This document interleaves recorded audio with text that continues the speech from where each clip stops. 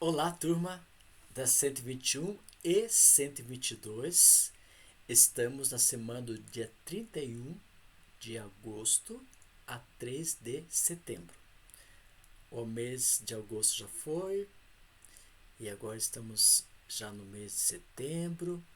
Logo já vem o feriado, 7 de setembro, Dia Nacional, feriado, Independência do Brasil. E dia 8 é um feriado municipal que é comemoração a Nossa Senhora da Luz dos Pinhais. Então, nós logo temos um feriado para dar uma descansadinha e logo está terminando o mês de setembro, que termina o terceiro bimestre. E até agora, Deus está nos protegendo, nos guardando, nos orientando e proporcionando saúde, que é o mais importante, e a paz que vem de Deus no nosso coração. Vamos iniciar a nossa aula de hoje pedindo a presença de Jesus através de uma oração. Oremos. Obrigado a Deus pelas bênçãos concedidas a cada aluno da 121 e 122. Que o Senhor possa estar presente com eles, abençoando, protegendo e guiando, que eles possam ter a tua paz, o teu amor, o teu conforto, e eles possam sentir a segurança que vem do Senhor Jesus Cristo constantemente. Muito obrigado a Deus pelas vitórias e também estenda a cada família representada. Em teu nome te pedimos, em Jesus Cristo, nosso Salvador. Amém. Bom, nós estamos estudando no módulo número 2, movimentos separatistas. Mas antes estudamos sobre conceitos, o que é governo, o que é Estado, o que é nação, o que é fronteira, território, limites. Vimos com vocês o movimento separatistas, estudamos sobre o movimento separatista relacionado ao continente europeu, focalizando lá no país da Espanha e também do Reino Unido. E hoje nós vamos estudar com vocês também algumas regiões do antigo sistema da União das Repúblicas Soviéticas Socialistas, que eles também estão desmembrando da Federação Russa e tornando-se um país independente. Então é o nosso estudo de hoje. Você pegue a sua apostila na página 32, que é o assunto que nós iremos estudar com você hoje, tá? Sobre a herança russa, o que sobrou deles, né? Então vamos ver lá da página do assunto sobre a herança soviética. Mais de 2 décadas após a extinção da antiga União das Repúblicas Socialistas Soviéticas, URSS, ainda se percebem resultados geopolíticos que se arrastam em decorrência da derrocada socialista. Ou seja, quando o mundo europeu foi dividido em dois grandes grupos no período da Guerra Fria. E nesse período da Guerra Fria, o mundo observou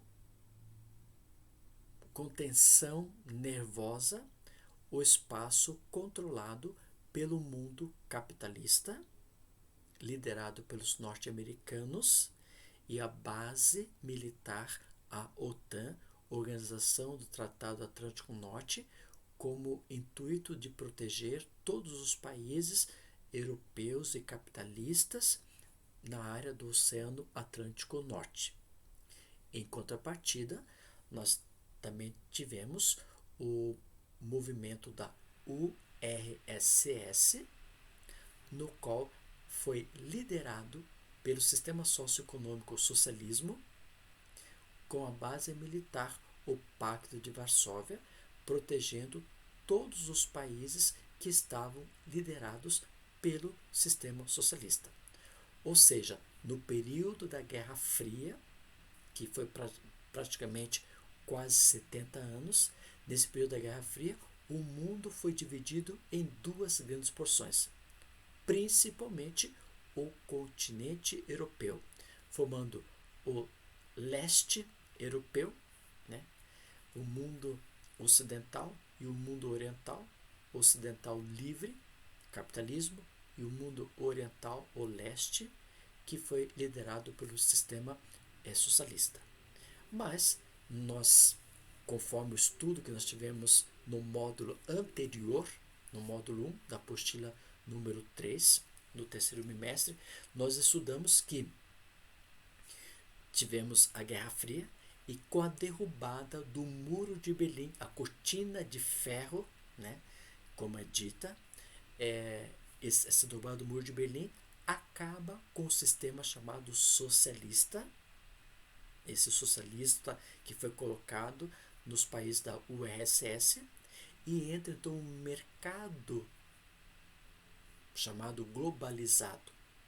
E com isso, essas 15 repúblicas, elas começam a sofrer o problema gerado dentro do próprio sistema socialista, e agora eles adentrando a um sistema novo, um sistema de globalização, em que o mercado é um mercado de competição entre eles. Quem tem melhores condições vai, quem não fica se perdendo no conjunto. Por isso nós temos no mundo globalizado hoje países ricos, países emergentes e países pobres, né? Mas vamos continuar com o nosso estudo relacionado à URSS. Então, com o fim do socialismo, começa a gerar alguns problemas para a própria instituição, né? E a Federação Russa perdeu territórios e agora tenta reverter esses territórios perdidos no antigo sistema da ex-URSS, União das Repúblicas Socialistas Soviéticas. A URSS, que possuía mais de 22 milhões de quilômetros quadrados, perdeu importantes países e, consequentemente, teve uma redução significativa em seu território. Enquanto verifica-se que nos últimos anos a Federação Russa principal, herdeira da URSS, tem tentado retomar regiões que anteriormente lhe pertenceram. Quando você fala na ex-URSS, você está falando do espaço da antiga, né, formação da União de Repúblicas Socialistas Soviéticas. Mas com a derrubada do Muro de Berlim, acaba-se o sistema e entra o mundo globalizado. E aí forma o que nós conhecemos a CEI, Comunidade de Estados Independentes.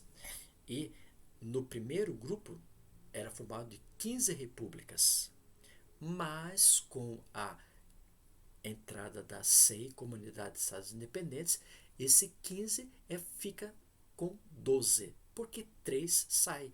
Estônia, Letônia e Lituânia, eles abandonam todo esse espaço da antiga União URSS, e a CEI, então, formada hoje por 12 repúblicas, 12 países.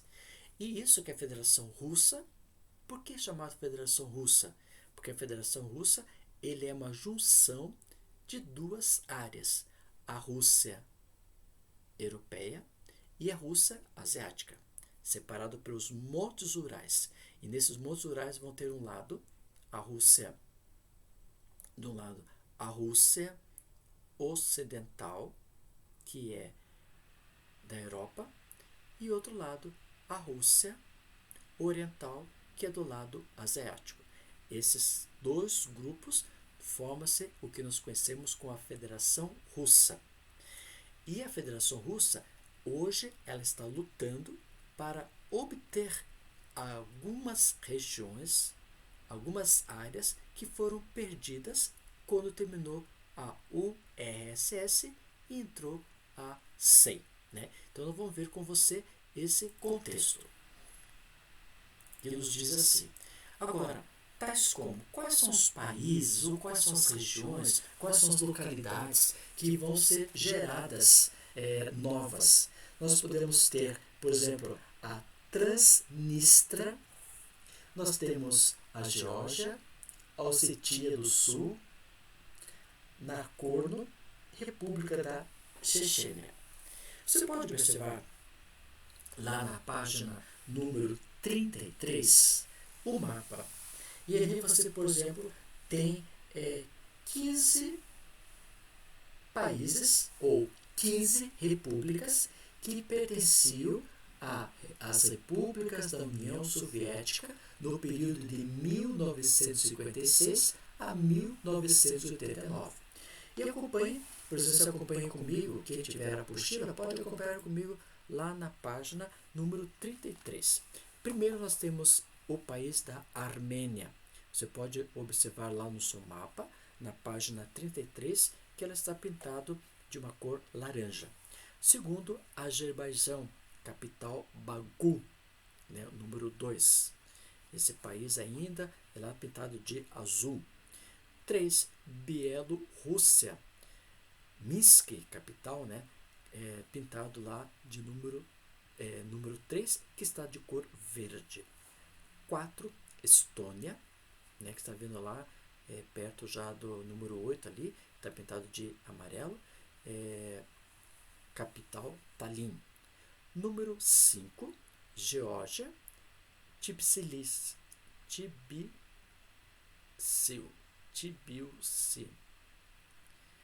Depois nós temos o número 6, Cazaquistão, Almaty. O número 7 você pode observar Quirguistão, Frunze. O número 8 você observa ali no mapa o país da Letônia, Riga. O número 9 você vê ali Lituânia, capital Vilnius. Você vê que o 4, Estônia, número 8, Letônia e número 9, Lituânia, foram os países que saíram dessa URSS e foram formar-se um país independente. Depois nós temos o número 10, Moldávia. Temos o número 11, Rússia, Moscou, que hoje é chamado Federação Russa. Temos o número 12, Tajiquistão. O número 13, Turcomenistão. O 14, como Ucrânia, Kiev. E o número 15, Uzbequistão. Essas 15 repúblicas, esses 15 países que formavam a URSS até 1989, conforme você pode observar na página número 33. Mas, agora vamos ver com você alguns países, a localização dela, o período que ocorreu e o motivo da saída desse país, dessa estrutura que era a ex-URSS. Então, nós podemos observar primeiro o chamado país Transnistria, que a localização, né, Transnistria. O período que em 1990 tornou-se independente da onde? Da Moldávia. A Transnistria não obteve o reconhecimento de sua independência da Rússia, mas recebeu o quê? Apoio econômico. E em 2006 foi realizado um referendo que ratificou a vontade da maior parte da população de continuar separada da Moldávia e, eventualmente, unir-se à Federação Russa, já que parte de sua população é de origem russa. Então você pode observar que a localização, né, essa Transnistria, como você pode observar no slide, ela estava dentro do contexto da Moldávia, mas em 1990 ela pediu a independência da Moldávia. E aí o que aconteceu? A Rússia não apoiou essa independência da Transnistria da Moldávia, mas a Rússia apoiou na questão econômica. E a partir de 2006, a Transnistria entra nesse processo da Federação Russa, sendo apoiada por eles a nível econômico, devido que a população é de origem russa.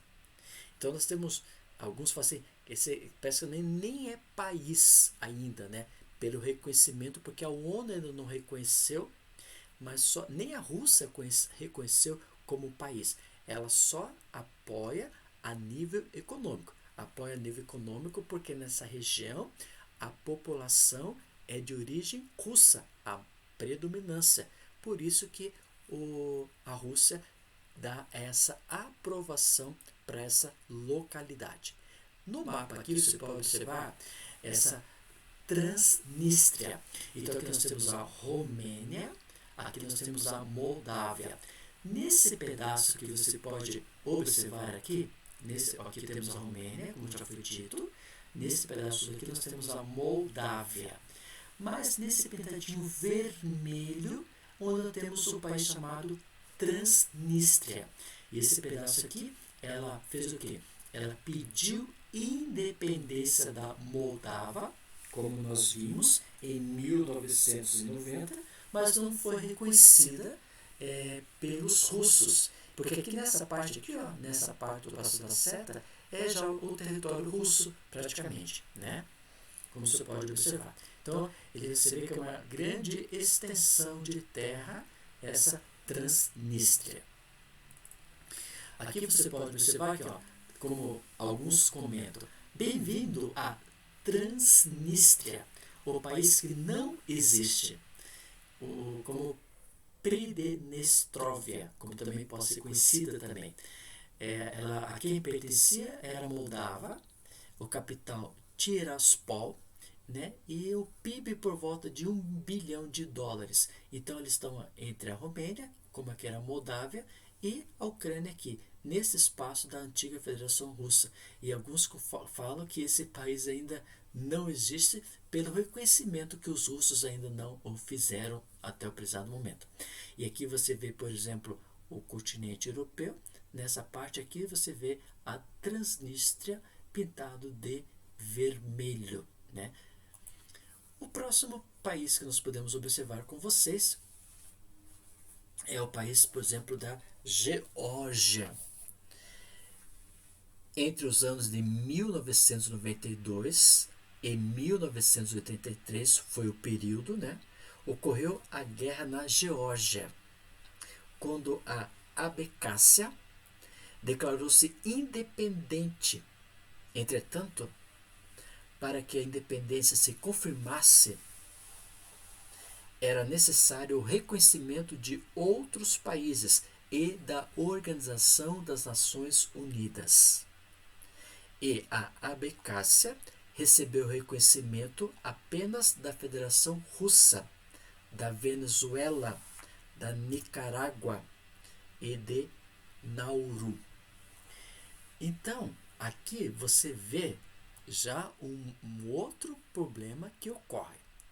Essa região chamada Geórgia, com esse em 1992 e 1993, eles declararam uma guerra.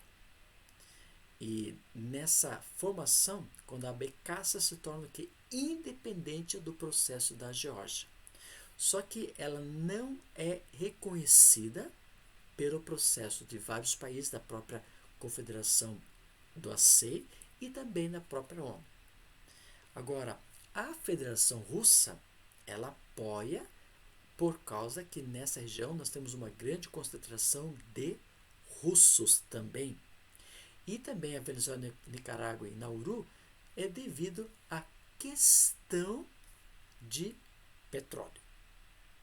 Tá? Então aí nós podemos observar essa configuração da Geórgia.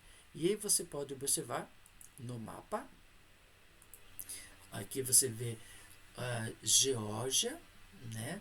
Essa região que está entre a Turquia, Armênia, Azerbaijão, Rússia. Então, aqui nós temos a região do Cáucaso, né? Como estou passando o mouse aqui. Então, você vê lá, temos a Turquia, estou passando o mouse na Turquia aqui, temos a Armênia, Azerbaijão, nós temos aqui o Mar Negro, aqui nós temos o Grande Cáucaso, aqui nós temos a Rússia, e nesse espaço nós temos a Geórgia. E nessa Geórgia aqui é o local onde eles, entre os anos de 92 e 93, ocorreu uma guerra na Geórgia, quando temos esse desmembramento do mesmo. Um outro espaço que nós podemos observar é relacionado à Ossetia do Sul, né? Declarou sua independência em 2008. Porém, sua história separatista tem início com o fim da URSS, quando a região ocupada por esse país foi entregue à Geórgia. Os combates tiveram início entre os anos de 1991 e 1992. Na ocasião, o novo país não havia obtido reconhecimento de nenhum outro. É importante frisar a questão cultural como elemento de desagregação, pois os ossetianos possuem língua e cultura diferente dos georgianos, e isso os levou a romper com seu novo país. Em 2006, o governo da Geórgia ofereceu autonomia à Ossetia do Sul com o compromisso de permanecer sobre sua bandeira. Um referendo popular indicou que a maioria pretendia a independência completa, que se obteve com o apoio da Rússia. Existem intenções de, no futuro, unir esse território com a Ossetia do Norte. E a Federação Russa e a Venezuela, Nicarágua, Nauru, Tuvalu também reconhecem a independência da Ossetia do Sul, né? E aí você pode observar a gravura da localidade. E aqui na Geórgia, né, aqui nós temos essa região da Abcásia e aqui da região da Ossetia do Sul, nessa região, né? Outro que nós podemos observar, outra configuração, esse país chamado Nagorno-Karabakh, em 1988, é uma região montanhosa, situada ao sul do Cáucaso. Sua população é predominantemente formada por armênios, formação de armênios, né? E desde que a Armênia e o Azerbaijão conquistaram sua independência, Nagorno-Karabakh vem lutando para também se tornar independente. Todavia, mesmo após violentos conflitos, a região ainda não obteve o reconhecimento internacional e a região proclamou-se a independência do Azerbaijão com o desejo de se unir à Armênia. Aqui você pode observar essa configuração, né? E aqui nessa parte pintada em vermelha que temos então essa formação aqui, ó, do Nagorno-Karabakh. Que nome difícil, né? Que nome difícil desse país. E eles têm a sua própria configuração no seu território entre Armênia e Azerbaijão. O próximo que nós podemos observar é a República da Chechênia. Encontra-se localizada entre a Europa e a Ásia, na região do Cáucaso. As lutas dos chechenos remontam ao Império Russo. Suas divergências com os russos e, posteriormente, com os soviéticos estão relacionados ao desejo de liberdade motivada pelas diferenças de etnias, diferenças políticas e de diferenças religiosas. A Rússia possui interesse econômico nessa região da República Chechena Em função disso, ocorrem violentos conflitos. Esse interesse é por causa da exploração e extração de gás natural que temos nessa região. A Chechênia declarou sua independência da URSS um mês antes de o país deixar de existir. A partir desse episódio, já ocorreram duas guerras na região. A primeira em 1994 e 1996, sobre o governo de Boris Yeltsin, da Rússia, e a segunda em 1999, sobre o governo de Vladimir Putin. Os chechenos passaram a praticar atos terroristas a fim de chamar a atenção do mundo para sua causa. Entre os mais conhecidos destaca-se o atentado em 2002 no teatro de Moscou, com a morte de 12 reféns. Em 2004, na escola de Beslan, com 300 mortos. E em 2013, o atentado durante uma maratona em Boston, nos Estados Unidos, que deixou 3 mortos e 264 feridos. Tudo por causa dessa conquista, desse desmembramento dessa região. E a República Chechena, como você pode observar, essa cidade, e ela, aqui você pode ver, temos a Turquia, temos a Armênia, Azerbaijão, temos a Geórgia, e bem nessa região que você pode observar aqui, nós temos a Chechênia, essa República Chechena. E falamos já sobre esses países que querem se desmembrar e formando um novo conjunto de país nessa região. A outra que nós podemos observar é o caso da Crimeia, né? E o caso da Crimeia é uma região também localizada entre um local muito importante com as margens do Mar Negro no sudeste da Rússia. Essa região pertencia originalmente à União Soviética, mas em 1954 foi dado à Ucrânia como presente por Nikita Khrushchev, que era de origem ucraniana, e a maior parte da população da Crimeia é de origem russa. Em fins de 2013, o então presidente da Ucrânia, Viktor, deixou de assinar o Tratado de Livre Comércio com a União Europeia, preferindo uma aproximação com a Rússia. O fato trouxe imediatamente a revolta da população, em especial da parcela mais jovem. Os protestos levaram o presidente a renunciar ao cargo e exilar na Rússia. Em meio a protestos contra a decisão presidencial, ocorreu um golpe na Crimeia e o parlamento foi invadido por um grupo a favor da Rússia. Nomearam Sergei Aksyonov como primeiro-ministro, mas esse governo não foi reconhecido pela Ucrânia. Em março de 2014, a República Autônoma da Crimeia resolveu fazer um referendo popular para consultar a população acerca da anexação da região à Rússia. O resultado foi superior a 95% de votos a favor da anexação.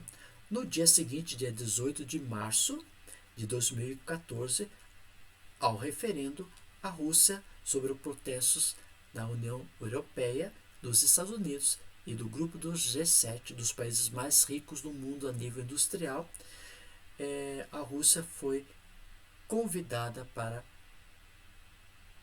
participar. Em 6 de abril de 2014, enquanto a Ucrânia era convulsionada por protestos e pela crise na Crimeia, surgiu outra crise separatista no leste, mais precisamente da região denominada Donbass.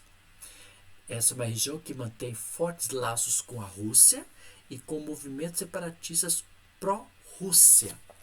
No mês de abril de 2014, os paramilitares pró-Rússia passaram a dominar as cidades Lugansk, Donetsk, Slaviansk e em maio autoproclamaram a República Popular de Donetsk e a República Popular de Lugansk.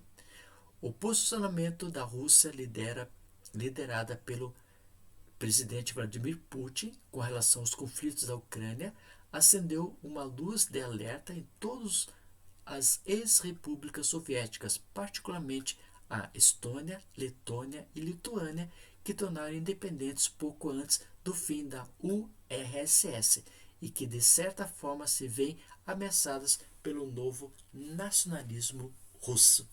E aqui você pode observar essa formação da Crimeia, que temos aqui bem a península da Crimeia, onde temos esse espaço de conflito atualmente ainda. Aqui temos a Crimeia favorecendo o lazer com essa configuração de formar um novo país, uma nova república. Vamos para as atividades, a página número 34 do Enem. A bandeira da Europa não é apenas o símbolo da União Europeia, mas também da unidade e da identidade da Europa, em sentido mais lato.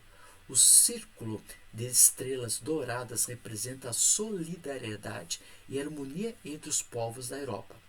Aqui se pode atribuir a contradição intrínseca entre o que propõe a bandeira da Europa é o cotidiano vivenciado pelas nações integrantes da União Europeia.